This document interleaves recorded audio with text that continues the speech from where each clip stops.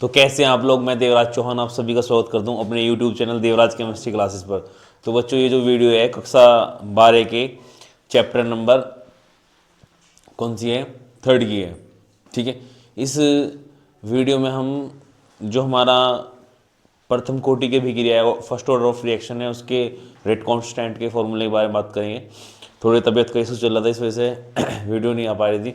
ठीक, अब better feel करते इसलिए अब जब कंटिन्यूस वीडियो आ रही है। ठीक है, तो यहाँ ध्यान देंगे। तो जो पहले हम बात करते हैं बेटे वेग समाकलित समीकरण। क्या बात करते हैं बच्चे, वेग समाकलित समीकरण, rate integrated equation. Rate integrated equation क्या होती है, ये जैसे कोई हमारी एक इक्वेशन लिखी हुई है A is equal to B plus C, इसमें मैंने रेट लो लगाया, वेग नियम, rate law, rate of reaction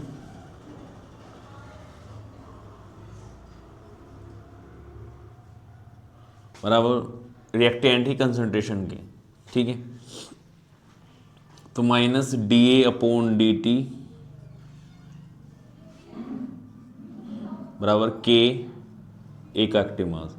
ये हमारा क्या है, वेग नियम आया, इससे क्या निकलेगी, वेग समीकरण आएगी हमारी। ठीक है, तो जो वेग समाकलित समीकरण है, रेट इंटीग्रेटेड इक्वेशन है, वो क्या होता है, वो एक मैथमेटिकल एक्सप्रेशन होता है जो किसी रिएक्शन के रेट और जो रिएक्शन की कंसंट्रेशन है उसके बीच में संबंध को प्रदर्शित करता है। उससे क्या बोलते हैं, रेट इंटीग्रेटेड इक्वेशन।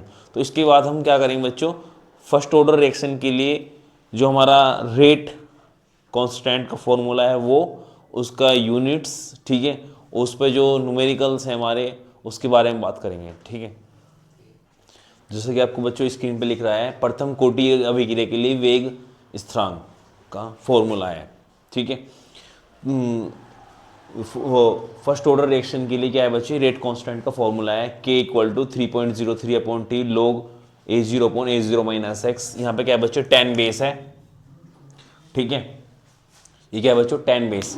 a0 क्या है, इनिशियल कंसंट्रेशन, और ये क्या है, कमी मतलब वृद्धि, इंक्रीजनेस, और ये लेकनेस। और इसकी यूनिट क्या आती है हमारी, सेकेंड इनवर्स। क्या आती है बच्चे, सेकेंड इनवर्स। तो अब हम इस फॉर्मूले पे बहुत इंपॉर्टेंट क्वेश्चन है, एग्जाम में आता रहता है, हर बार क्वेश्चन आता है हमारे बोर्ड में इस वाले फॉर्मूले पे। तो इस फॉर्मूले में हम क्वेश्चन देखेंगे बच्चे। ठीक है, तो बच्चों जैसे कि आपको सब स्क्रीन पर दिख रहा है कि ये लिखा हुआ है, एक क्वेश्चन दिया हुआ मैं उसी फॉर्मूले पे बेस्ड कि एक प्रथम कोटि की अभिक्रिया 80% पूरा 20 मिनट में 80% पूरा होती है, इस अभिक्रिया के लिए वेग स्थिरांक ज्ञात करो। मतलब एक फर्स्ट ऑर्डर रिएक्शन है वो 20 मिनट में 80% कंप्लीट हो रही है, हमें क्या फाइंड करना है, रेट कांस्टेंट फाइंड करना है इक्वेशन का। ठीक है, वो फर्स्ट ऑर्डर रिएक्शन है। ठीक है, तो हमें अब फर्स्ट ऑर्डर रिएक्शन के लिए रेट कांस्टेंट करनी है। मैंने हाफ क्वेश्चन दिया है शॉर्ट, अगर लॉन्ग आता है 4 मार्क्स में क्वेश्चन आता है तो ये इसी फॉर्मूले में वो लेंथ ही होगा, उसमें उसमें 2 बार फॉर्मूला लगाना पड़ेगा। पर अब उसकी पॉसिबिलिटी बहुत कम है क्योंकि एग्जामिनर भी बहुत तेज हो गए हैं कि 4 नंबर में 4 नए क्वेश्चन दे सकते हैं हमें, 4 नंबर का एक क्वेश्चन नहीं देंगे, क्योंकि बच्चों ने क्या करना, बच्चे के माइंड को रीड करना है कि मतलब वो कैसे चला सकता है, उनके माइंड को ज़्यादा है कि भाई 4 नंबर में एक क्वेश्चन देंगे तो क्या करें, हम एक ही क्वेश्चन कवर कर सकते हैं। वो क्या करेगा, 4 नंबर में 4 छोटे छोटे क्वेश्चन दे देगा हमें, तो हम क्या करेगा, 4 नंबर में वो 2 क्वेश्चन दे सकता है, 2 नंबर की। तो इसकी पॉसिबिलिटी ज़्यादा है ऐसे की। तो हमें क्या फाइंड करना बटे, रेट कांस्टेंट फाइंड करना है। ठीक है, के फाइंड करना है। हम फॉर्मूला लिख देंगे, के बराबर 2.303 upon t log a0 upon a0 minus x, ये फॉर्मूला है हमारा।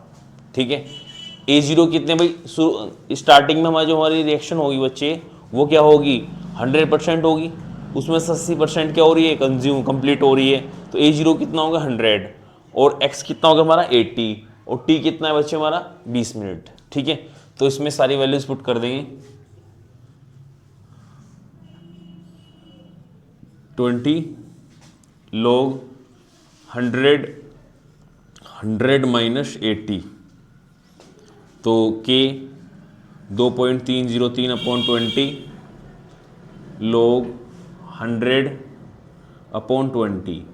इसको हम ऐसा तो नहीं कर सकते, 20 से 100 को नहीं काट सकते क्योंकि 5 बार कटेगा, लोग 5 की वैल्यू थोड़ा टिपिकल पड़ेगी। तो हम क्या करेंगे, इसे 10 से 10 करेंगे, लोग 10 हो 10 हो जाएगा, 10 अपॉन 2।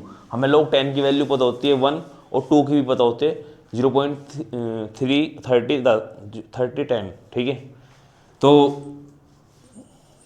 2.303 अपॉन 20 लोग 10 माइनस लोग 2, ठीक है। उसको 10 रख देंगे, इसको ये वैल्यूज पुट अप करके 2.303 अपॉन 20, 1 माइनस 0.310। तो इसको सोल्व कर देंगे, यहाँ पे सेकंड इनवर्स में हमारे बेटे आंसर जाएगा। अब कुछ भी नहीं है, बस सिर्फ सोल्व करना है। क्वेश्चंस का मेन काम क्या है, क्वेश्चंस में कि उसने क्या दिया हुआ है क्वेश्चंस में, कि हमें भैया इनिशियल कंसंट्रेशन दी है, या जो हमारी कंसंट्रेशन हमारी कंप्लीट हो चुकी है वो दी है, ये क्या दिया है वो क्वेश्चन में दे के जो दे रखा है वो हमने अगर रीड कर लिया, पढ़ लिया और हमने फॉर्मूला लगा दिया, तो फिर तो हमें कैलकुलेशन आगे हम कर देंगे इसको, तो कंप्लीट हो जाएगा। एक अदर क्वेश्चन देखते हैं इस पर बच्चे।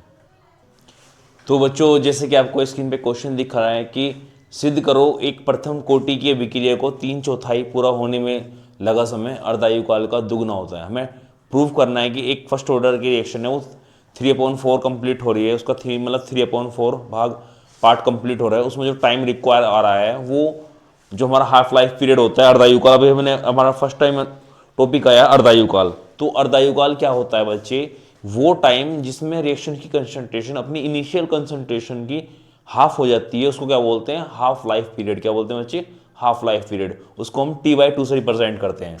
तो एक डायरेक्ट हमारा रिलेशन है T/2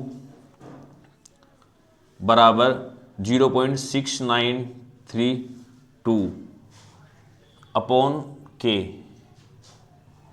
ये हमारा डायरेक्टली अर्धा मतलब हाफ लाइफ पीरियड और रेट कांस्टेंट के में क्या है, रिलेशन है बच्चे, ठीक है। तो हमें ये प्रूव करा रहा है कि जो इसमें हमें एक तरीके से प्रूव क्या करना है, T3/4 बराबर 2 गुना T/2। ये प्रूव करना है कि जो T 3/4 है उसमें जो हमें टाइम लग रहा है वो हाफ लाइफ पीरियड का दुगना होगा, उसका ट्वाइस होगा। तो हम क्या कर सकते हैं, एक तो हम क्या करेंगे बच्चे, इसको T/, इसको फर्स्ट मान के छोड़ देंगे यहाँ पे, इस इक्वेशन को वहां पे फर्स्ट मान के छोड़ दें मैंने उस फॉर्मूले को। अब क्या करेंगे, फॉर्मूला लगाएंगे K बराबर 2.303 अपॉन T लोग A0 upon A0 minus x. ये फॉर्मूला लगाना है, वो हमने फर्स्ट मान के छोड़ दिया। क्वेश्चन को दो तरीके से कर सकते हैं, हम इसको 100 मान के भी कर सकते हैं, लेट करके कंसीडर कर सकते, 100 कंसीडर करके भी कर सकते हैं, और A कंसीडर करके भी कर सकते हैं, दोनों तरीके से कर सकते हैं। इसको अगर 100 कंसीडर करेंगे तो 100 का 3/4 कितना करता है, 75। तो अप्रॉक्स वो 75% रिएक्शन कंप्लीट हो चुकी है। अगर हम क्या कर रहे हैं, उसको A मान रहे हैं, A कंसीडर कर रहे हैं, तो A का 3/4 कंप्लीट हो जाएगा। तो मैं A मान के कर देता हूँ। अगर 100 माने करना तो 100 के लिए A0 हम क्या रख सकते हैं, 100, और x कितना रखेंगे, 75%, क्योंकि 100 का 3/4 कितना होता है, भाग 75। और हम A मान रहे हैं, A0 कितना है बच्चे, A, तो x कितना होगा, 3/4A। तो K बराबर 2.303 अपॉन T 3/4, उसकी तो लिए टाइम निकाल रहे हैं इसलिए 3/4 रख दिया, लोग A माइनस 3/4A, 3/4A। तो A में से 3/4A गया तो क्या बजाएगा बच्चे, A/4, 2.303 T 3/4 लोग A/4, इससे इधर तो लोग 4 हो गया। तो T 3/4 2.303 अपॉन K, इसको इधर ले आए, लोग 4 तो log 4 की वैल्यू क्या होती है बच्चे, हम रख सकते हैं 0.6020,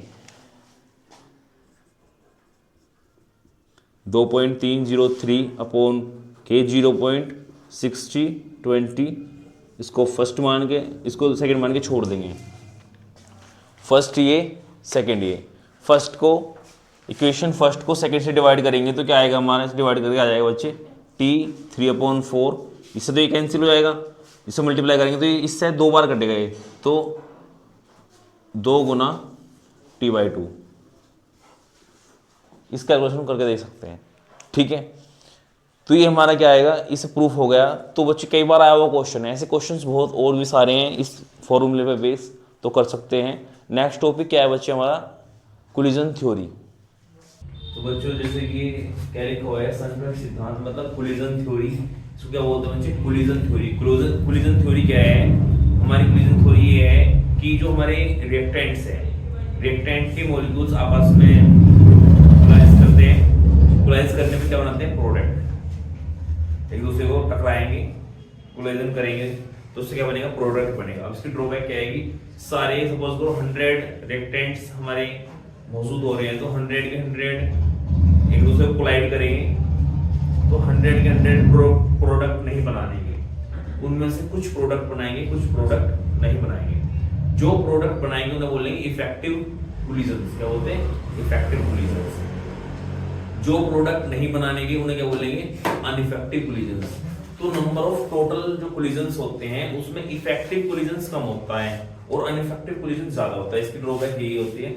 और एक्टिवेशन इसमें आता है, एक्टिवेशन एनर्जी क्या होता है बेटे, एक्टिवेशन एनर्जी। तो एक्टिवेशन एनर्जी क्या होता है, जो हमारा रिएक्टेंट है, रिएक्टेंट मॉलिक्यूल्स होता है, उसको एक्टिव करने के लिए जो हम मिनिमम एनर्जी देते हैं उसको क्या बोलते हैं, एक्टिवेशन एनर्जी। क्या बोलते हैं बच्चे, एक्टिवेशन एनर्जी। कोई भी रिएक्टेंट है हमारा, उसको एक्टिव मोड में लाने के लिए जो उसको मिनिमम एनर्जी देंगे उसको क्या बोलेंगे, एक्टिवेशन एनर्जी। तो एक्टिवेशन एनर्जी और इंटरनल एनर्जी के एडिशन को क्या बोलते हैं, थ्रेशोल्ड एनर्जी। क्या बोलते हैं बच्चे, थ्रेशोल्ड एनर्जी। तो ये हमारा क्या है, कोलिजन थ्योरी है। और कुछ इसमें इफेक्टिव नहीं है, एक है पैसिव रिएक्शंस। पैसिव रिएक्शन में शायद बता चुका हूं, दिस वीडियो बता दिया मैंने, फिर बता देता हूं कि वो रिएक्शंस जिसकी मोलिकुलरिटी तो 2 होती है और ऑर्डर ऑफ रिएक्शन क्या होती है, 1 होता है, उसे क्या बोलते हैं, पैसिव रिएक्शन। जैसे CH3 COO C2H5, ये एथिल एसीटेट है, इसको वाटर से रिएक्शन कराएंगे, negative positive, H positive OH negative, ये इधर गया, ये इधर CH3 COOH प्लस C2H5OH, ये एथिल एसीटेट है, मतलब एस्टर है। क्या है इसमें, एस्टर शुरू करा है, क्या है, एस्टर है। ठीक है, वाटर से रिएक्शन कर रहा है अपना पॉजिटिव वाला निगेटिव से, निगेटिव वाला पॉजिटिव से। तो ये क्या बना, CH3 COOH, इसको बोलते हैं विनेगर। क्या बोलते हैं, विनेगर, व्हाइट विनेगर। ठीक है, एसिटिक एसिड। और ये क्या है, एथिल अल्कोहल। क्या है, एथिल अल्कोहल, मतलब स्पिरिट ऑफ वाइन। ठीक है, इसको बोलते हैं। तो अगर हमें एक विनेगर का नाम आ गया, तो विनेगर बनता है एसिटिक एसिड से। अगर हमें 1 लीटर विनेगर बनाना है तो 100 ml एसिटिक एसिड में 900 ml वाटर मिक्स कर देंगे तो क्या बन जाएगा, 1 लीटर विनेगर बन जाएगा। 10% एक्वा सॉल्यूशन होता है एसिटिक एसिड का, जो विनेगर होता है। तो इस रिएक्शन में देखो कितने पार्टिसिपेट कर रहे हैं, रिएक्टेंट 2, तो मोलिकुलरिटी तो इसकी 2 है, बट H2O का ऑर्डर ऑफ रिएक्शन क्या होता है, 0 होता है, क्योंकि ये ऑर्डर उस पे रिएक्शन पे डिपेंड नहीं करता इसी कंसंट्रेशन में स्टोर की।